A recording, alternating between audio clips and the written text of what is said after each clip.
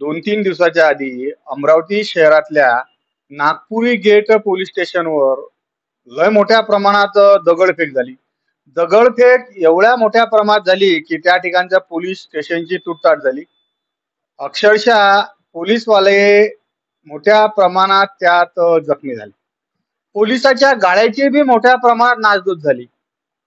ज्या ज्या ठिकाणी महाविकास आघाडीचे खासदार निवडून आले त्या ठिकाणी अशा कृत्य कोण वाढले, याचं नेमकं पाठीमागचं कारण काय, या संपूर्ण विषयावर या ठिकाणचे स्थानिक खासदार बळवंतराव वानखडे यानं शांततेचं आव्हान केलंय.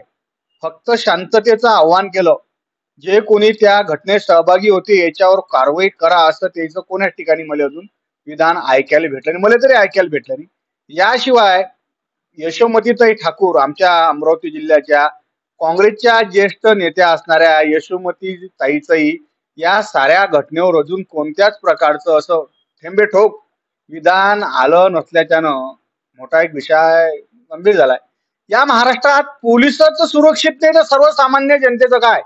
गोट्याचं हत्यार केलं, दगडाचं हत्यार करून तुम्ही पोलीसवाल्याच्या पोलीस स्टेशनाचा चुरा केला. अशाच प्रकारची घटना गेल्या 8-10-15 दिवसाच्या आधी अमरावती जिल्ह्यातल्या अचलपूर या शहरात बी झाली.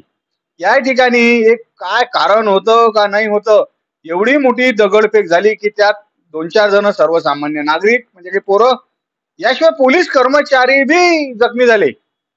ज्या ज्या ठिकाणी महाविकास आघाडी सरकारचे, महाविकास आघाडी सरकार कुठे आहे बाबा, आता महाविकास आघाडीचे मन लागतील, खासदार निवडून आले त्या ठिकाणी अशा लोकांची मानसिकता वाढली आहे काय, हा एक लय मोठा विषय गहन होऊन राहिला.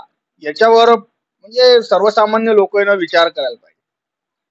अमरावतीत झालेल्या घटनेच्यानं एक अमरावती जिल्ह्यातलं वातावरण मोठं असं स्तब्ध होऊन गेलं की या ठिकाणचा पोलीस ज्याच्या अंगावर सब खाकी का डर काही के लोक पोलीसवाल्याला देतात, पण या ठिकाणी पोलीसवाल्याचं पोलीस स्टेशनच सुरक्षित नाही, तर या ठिकाणच्या सर्वसामान्य नागरिकांचं काय.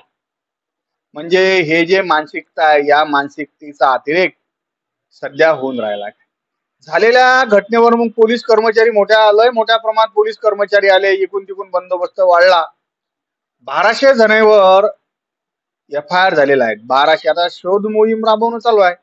आता हे शोध मोहीम किती दिवस लांबवल्या जाते, कारण लवकरच विधानसभेच्या येणार आहेत निवडणुका. विधानसभेच्या निवडणुकीसाठी डबल याच्यावर कारवाई कोण्या पद्धतीची होते, हा एक फार मोठा विषय आहे. 1200 जणांवर ज्या केसेस दाखल झालेल्या आहेत त्याच्यात शांतता भंग करणे, सरकारी मालमत्तेची नासधूस करणे, अशा प्रकारच्या ह्या केसेस आहेत. महाविकास आघाडीचे जे नेते आहेत हे अशा मानसिकतेच्या लोकांले पाठीमाग घालत असल्याचं चित्र आहे का नेमकं, हा आम्हाला थोडासा संशय निर्माण होत आहे की तुम्ही असं कोण कोण. एका बाजूनं शांततेचं आव्हान करता, पण जे या साऱ्या घटनेत सहभागी होते त्याच्यावर तुम्ही कारवाई करा अशा प्रकारचा महाविकास आघाडीतल्या नेतेचा एखादा मोर्चा, एखादा निवेदन जर मला कोणा ठिकाणी देता आलं तर द्या, म्हणजे त्या निवेदनाच्या कॉपीची मी झेरॉक्स काढून एखाद्या ठिकाणी भिंती पत्रक लावेल, म्हणजे भीतीवर माया ते शो करून ठेवील. अमरावतीत झालेल्या घटनेबद्दल कोणत्याही महाविकास आघाडीच्या नेत्याचं असं म्हणणं नाही की जे कोणी त्या ठिकाणी इन्व्हॉल्व झालेले जे गुन्हेगार आहेत त्याच्यावर गुन्हे दाखल करून लवकरात लवकर अटक करा, याची मागणी आतापर्यंत कोणत्याच महाविकास आघाडी म्हणजे नुसतं महाविकास आघाडी, काँग्रेस, राष्ट्रवादी काँग्रेस म्हणजे शरद पवार साहेबाचा गट, याशिवाय उबाटा गट, उद्धव बाळासाहेब ठाकरे गट, या कोणत्याच गटाकडून निवेदन दिल्या गेलं नाही. म्हणजे विधानसभेच्या निवडणुकीसाठी तुम्ही ज्या पद्धतीनं लोकसभेत मताचं ध्रुवीकरण केलं, त्या ध्रुवीकरणाच्या राजकीय खेळेसाठी प्रयत्न करून नाही राहिला ना, हा एक प्रश्न सर्वसामान्य नागरिक म्हणून पडला. आता हे अमरावतीला झालेलं प्रकरण, अचलपूरला झालेलं प्रकरण, या प्रकरणाच्या मानसिकता कशी काय एवढी ताकदवान झाली, हा तर प्रश्न सर्वसामान्य लोकांना पडलाच आहे. येणाऱ्या कालखंडात विधानसभेच्या निवडणुका आहेत, त्यात असे जर तितंबे झाले तर पोलीसच सुरक्षित नाहीत तर सर्वसामान्य नागरिकाचं कसं, हा प्रश्न राज्य अनुत्तरितच राहिला एकदम.